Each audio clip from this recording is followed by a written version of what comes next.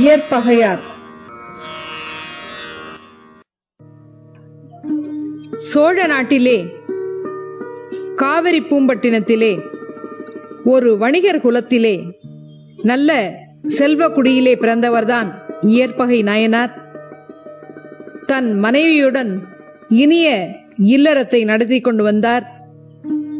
சிவனடியார்கள் யாராக இருந்தாலும் அவர்களுக்கு வேண்டிய பொருள் எதுவாக இருந்தாலும் இல்லை என்று சொல்லாமல் கொடுக்கும் இயல்புடையவர்.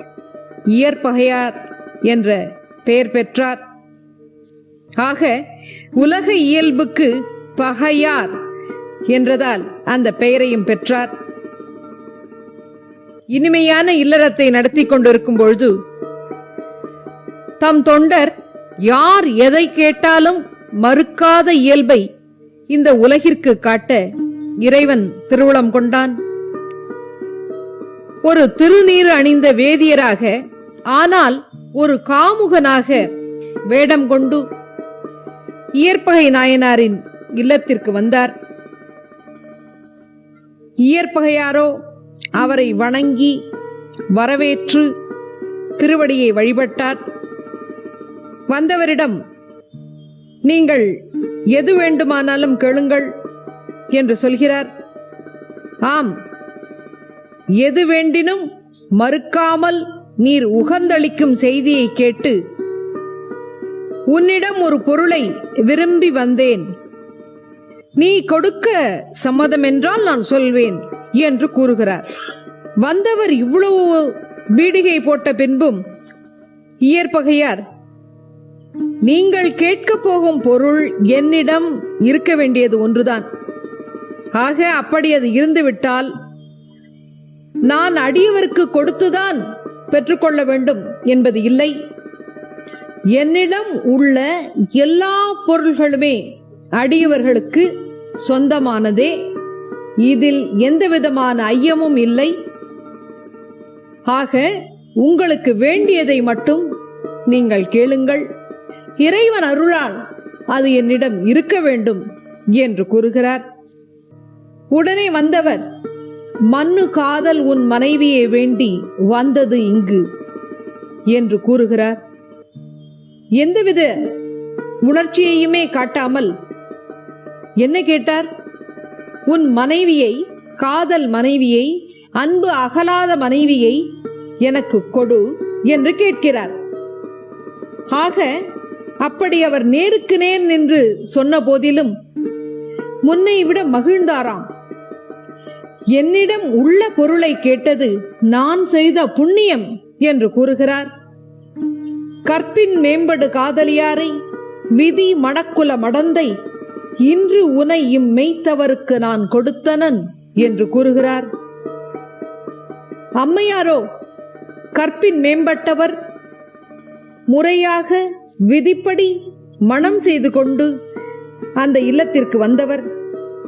ஆக ஒரு நிமிடம் அம்மையார் கணவன் சொல்வதை கேட்டு மனம் கலங்கினார். ஒரே ஒரு நிமிடம். ஆக மனதிலே கற்பு எனப்படுவது சொல் திறம்பாமை என தன் கணவன் சொல்லை மறுக்காமல் இருக்க வேண்டும், அதுதான் கற்பு நெறி என்று மனம் தெளிகிறார். இன்று நீர் எனக்கு அருளிச் செய்தது இதுவேல் என் உயிர்க்கு ஒரு நாத நீ உரைத்தது. ஒன்றை நான் செய்யும் அத்தனை அல்லால் உரிமை வேறுள்ளதோ எனக்கு என்று கணவரை வணங்குகிறார். கணவரோ இவரை வணங்குகிறார். தான் சொன்ன சொல்லை ஏற்றதால் இல்லையே எனாத தன் கொள்கையை காப்பாற்றிக் கொடுத்த அந்த பெண் இப்பொழுது அந்த மனைவி பெண்ணாகிவிட்டார். ஏனென்றால் அவரை உரியவரிடம் கொடுத்து விட்டார். ஆக தன் மனைவியை அந்த நிமிடத்திலிருந்து மற்றொரு பெண்ணாக நினைத்து, இன்னொருக்கு உரிய பொருளாக நினைத்து வணங்கி மகிழ்கிறாராம் இயற்பகை நாயனார். பின்பு அந்த பெண் மாவிரதியின் பக்கம் திரும்பி நின்று திகைக்கிறார். ஆக இனி நான் என்ன செய்ய வேண்டும் என்று கேட்கிறார். நான் இவளை அழைத்துச் செல்வதை உன் சுற்றத்தார் தடுப்பார்கள். ஆக இந்த ஊரை கடக்கும் வரை எனக்கு நீ துணையாக நிற்க வேண்டும் என்று கேட்கிறார் மாவிரதியார். ஆகா, நீங்கள் இதை சொல்வதற்கு முன்பு நானாகவே செய்திருக்க வேண்டும். நீங்கள் சொல்லும் வரை காத்திருந்திருக்க கூடாது. பொறுத்தருள்க என்று கூறிவிட்டு போர்க்கோலம் புனைகிறார். கையிலே வாளும் பலகையும் ஏந்தி அந்த வேதியர் பின்னே செல்கிறார். செய்தி அறிந்த உறவினர்கள், இந்த இயற்பகை ஏன் இப்படி பித்தனாக அலைகிறான்? நம் பெண்ணை, நம்முடைய குலக்கொழுந்தை இன்னும் ஒருவனிடம் கொடுப்பதா? நம் பெண்ணையும் நம் பாவையையும் பழியையும் மீட்போம் என்று மிக கோபமாக வருகிறார்கள். அவர்கள் அனைவரையும் தடுத்து நிறுத்துகிறார். இறைவனாக வந்த வேதியரோ அஞ்சுவது போல அம்மையாரை பார்க்கிறார். உடனே அம்மையாரோ, ஐய, அஞ்சாதீர்கள், இயற்பகை வெல்லும் என்று கூறுகிறார். தன்னுடைய கணவன் ஸ்தானத்தில் இப்பொழுது அவர் இல்லை.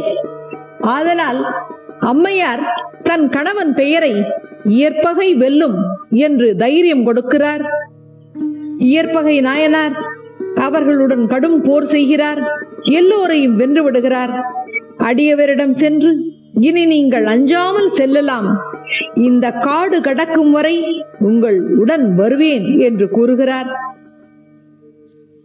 சாய்க்காடு என்ற தலத்தின் அருகே வரும்பொழுது வேதியர் இயற்பகையாரை, அன்பனே, நீ திரும்பலாம் என்று கூறுகிறார். வணங்கி திரும்புகிறார். திரும்பியவர் இவ்வளவு காலமாக சேர்ந்து வாழ்ந்த தன் காதல் மனைவியை ஒரு நிமிடம், ஒரு வினாடி கூட திரும்பி பார்க்கவில்லை. செய்வதற்கரிய செய்கையை செய்த நல்ல தொண்டன் போக கொஞ்சமும் பொய்யில்லாத உள்ளத்தான் என தான் திரும்பியும் பார்க்காமல் போகிறான் என மகிழ்ந்த இறைவர் ஓலமிட்டு அவரை அழைக்கிறார். இயற்பகை முனிவா ஓலம் ஓலம், ஈண்டு நீ வருவாய் ஓலம் ஓலம், அயற்பிலாதானே ஓலம் ஓலம், அன்பரே ஓலம் ஓலம், செயற்கரும் செய்கை தந்த தீரனே ஓலம் ஓலம் என்றான். மயக்கரும் மறை ஓலிட்டு மால் அயன் தேட நின்றான். ஆக இந்த ஓலக்குரலை கேட்டு இயற்பகையார் திரும்பவும் ஏதோ ஒரு இடையூறு வந்துவிட்டது என்று நினைத்து இதோ வருகிறேன் என்று ஓடி வருகிறார். ஆக அங்கே இருந்த மறையவர் மறைந்து விடுகிறார். மனைவியார் மட்டுமே நிற்கிறார். திகைத்து நிற்கிறார் இயற்பகையார். அப்பொழுது வான வெளியிலே, வெள்ளி மலையிலே பொற்கொன்று போல விடைமேலே அம்மையப்பராக காட்சி தருகிறார். கண்டு உளம் உருகி தொழுது நிலத்திலே விழுந்து வணங்குகிறார். அம்மையப்பரை, இயற்பகை நாயனாரை, அவரது மனைவியாரை வணங்கி தொழுது மகிழ்வோமாக.